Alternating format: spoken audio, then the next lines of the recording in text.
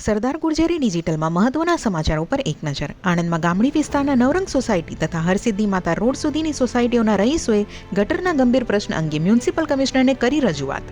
આણંદ જૂના સેવા સદન પાસે પાણીની મેઇન લાઇનમાં લીકેજ, 30 સોસાયટીમાં ધીમા ફોર્સની ઉઠી ફરિયાદ.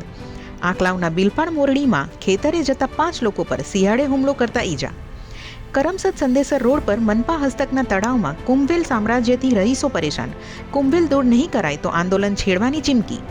ગાંધીનગરમાં અસામાજિક તત્વોએ સરદાર પટેલના બેનર ફાડી નાખતા ઉમિયા પરિવારના સભ્યોમાં રોષ.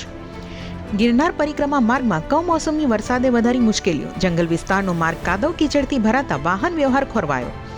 ગુજરાતી ફિલ્મ મિસ્રીના કલાકારોએ અમદાવાદમાં જાહેર રસ્તા પર બાઇક સ્ટન્ટ કરતા નોંધાયો ગુનો. જાણીતા અભિનેતા ટીકુ તલસાણિયા અને પ્રેમ ગઢવી પોલીસ સ્ટેશનમાં થયા હાજર. ઈરાને ગુપ્ત સુરંગોમાં ફરી શરૂ કર્યો ન્યુક્લિયર ગેમ. સેટેલાઇટ તસવીરોએ પશ્ચિમી દેશોની ચિંતા વધારી.